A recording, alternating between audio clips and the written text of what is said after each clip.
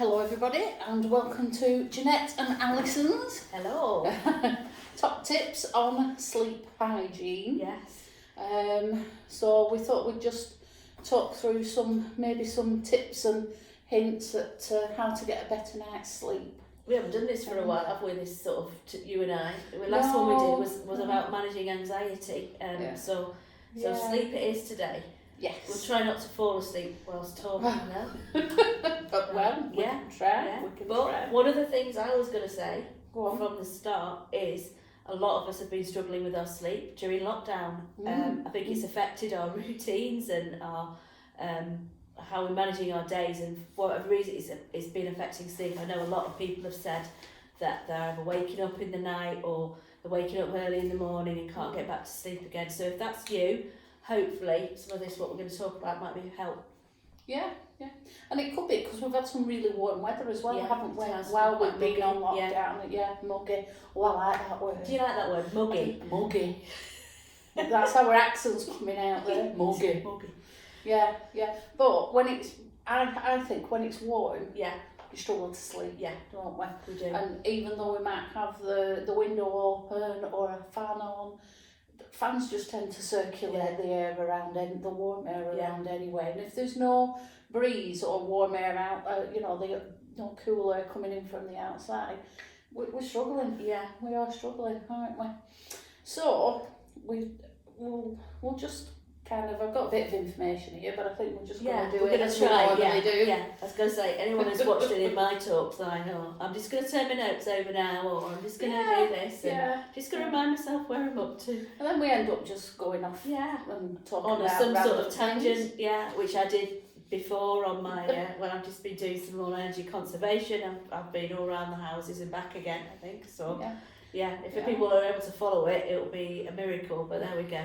We'll wait and see. And if you've watched any of our videos, so if you've watched any of Alison's videos, have we done fatigue? I've done energy conservation. I've done a relaxation, and I've done about how to manage your life during lockdown, so how to sort of give yourself order and purpose to your day.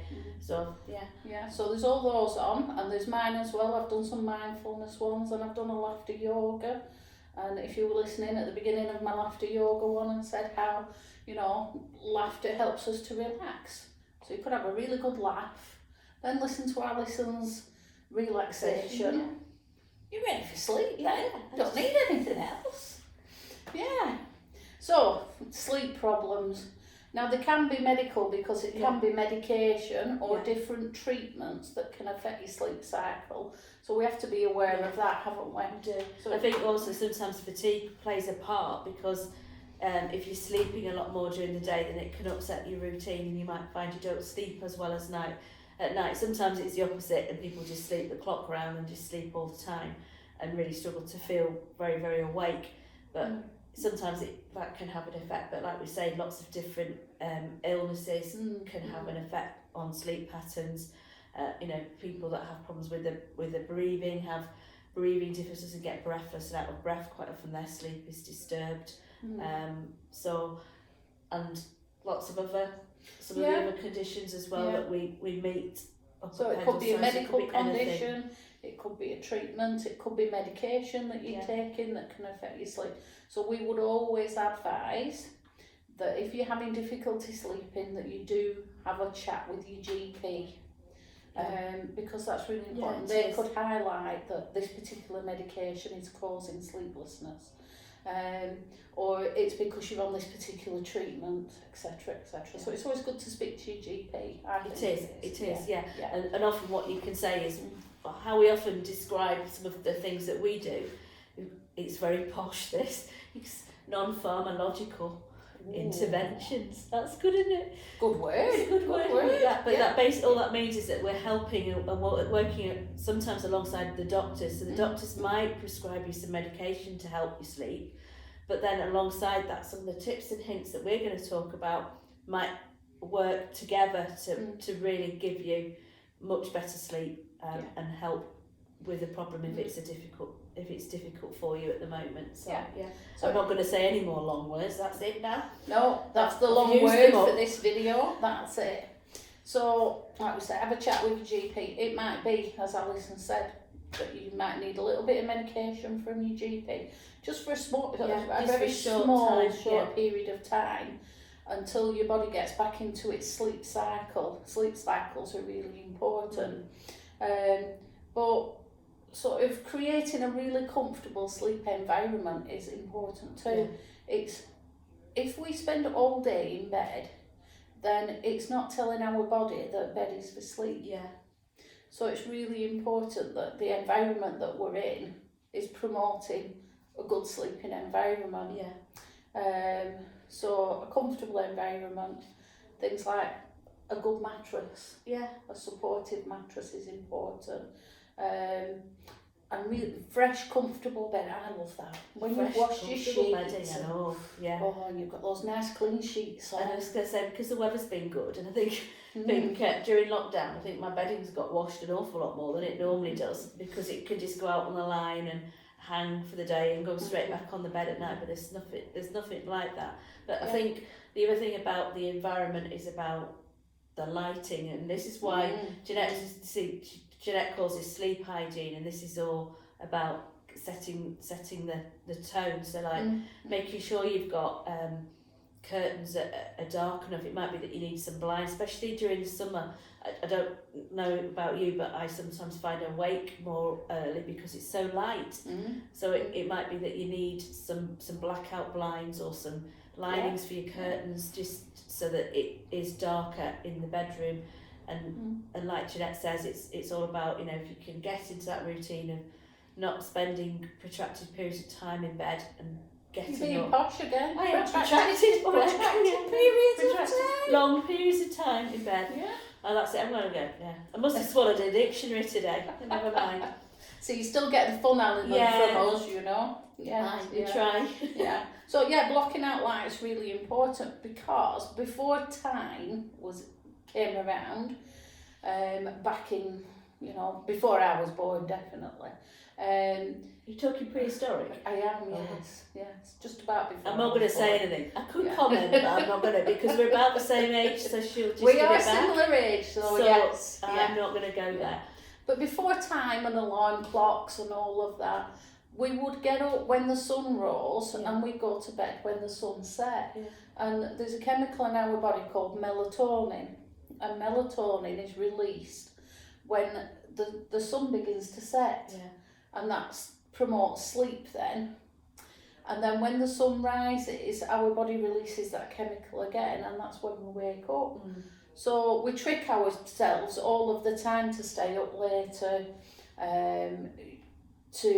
so that, like Alison said there, where sometimes you'll wake up early in summer because the sun's shining, so that chemical's been released in your body, and there's Alison waking up. Whereas for me, I have blackout blinds because I cannot sleep if there's even one little chink of light. I can't sleep. So in my bedroom, I have blackout blinds, so I never wake up. As I said, you've noticed if you go to a hotel, even, I'm not just saying a posh hotel, but, I'm going to say Premier Inn, but Premier Inn's not, I'm not saying it's not posh. They're very nice at Premier Inns, but they have really heavy curtains with good, a lot of hotels do have really good curtains that when you shut them, you think it really is dark, and you're really not aware. But I think, like Jeanette was hinting at, is that the sort of things that we get into, especially when we're out of routine, and I think particularly during this time, during lockdown, when we might have got out of our normal routines, we might be staying up later, we might be that we put a film on quite late and we're not going to bed till late. So when that natural dawn happens and you wake up, you haven't had enough sleep. Whereas, if you go to and get to bed earlier and at a reasonable time, so you get those reasonable hours sleep in, then whatever works for you. Some people cope well on 6, some it's 7, some it's 8. That's something that you'll probably know yourself. Then it all sort of goes to help. And Alison's right, because we do all need different amounts of sleep. I have 5 or 6 hours sleep, so I go to bed around midnight and I'm up at 6 in the morning. Margaret Thatcher, very well known that she only ever had 3 hours sleep. But But she functioned. She functioned. And then there's others that need 8. So you know. Some need 8. Some need 10 hours sleep. Yeah. So it's different for each. 10 hours. I can't imagine 10 hours sleep. To be honest. They're wasting 4 hours there. You'd have been and blitzed your house in that time. Yeah. And had your dinner. So the environment. So it's not too hot in your bedroom, not too cold either. It's getting it at the right temperature, isn't it? And minimising noise as well. So it's very difficult, and I think noise, at the minute, like having to have your window open, I much prefer having my window open, but then I get the bit of the noise. Unfortunately, I'm not on a busy road, but it might be that you might be on a really busy road. I always remember when I was a student occupational therapist, I did a placement down in Birmingham, and I was on a main road. I mean, talking a main road, I mean a dual carriageway, and but the temperature in the accommodation where I was staying, it was about really hot, and so I couldn't sleep because it was too hot. But then if I opened the window, I couldn't sleep because of the noise from the dual carriageway. So that really sums up that idea of getting the temperature right. So too hot you'll struggle, and too cold you might struggle. You would struggle too cold if you can't get warm. Warm. But then all the noise and the ventilation. Which is sometimes more difficult in the summer. My house ain't great in the summer because for whatever reason it seems to get quite hot, and so especially upstairs it struggles just to cool down in an evening. We've got some nice lovely windows, it's a nice bright airy house, but the counter of that is it gets quite warm in the summer, so it holds the heat. So it's not great at night. So it's managing that temperature in your bedroom, isn't it? So other things that we might do, relax. So trying to do things that relax your body and your mind, because relaxing your mind is really important before sleep. So now if you're going to have a bath, which can be really relaxing, and you can have a little bit of lavender. Too much lavender will overstimulate you. So a little bit of lavender in the bath. But if you're going to have a hot bath, have it in 90 minutes before you go to bed, because you need to give your body time to cool down. Yeah, because when we have if we think, I'm going to have a nice hot bath, then that warms our body up. Yeah. Then we're too hot when we go to bed. So we need to give our body time to regulate back its temperature, and it takes about 90 minutes. How many times have we gone and had a bath or a shower just before we've gone to bed, and we've gone to bed and we're lying there like that on top of the bedding, wide awake, trying to cool down before you can settle, because you just feel too warm. Yeah. So you could try Alison's YouTube video that we've done. Relaxation. You could do a bit of progressive muscle relaxation. That's going to be a video that I'm going to be doing.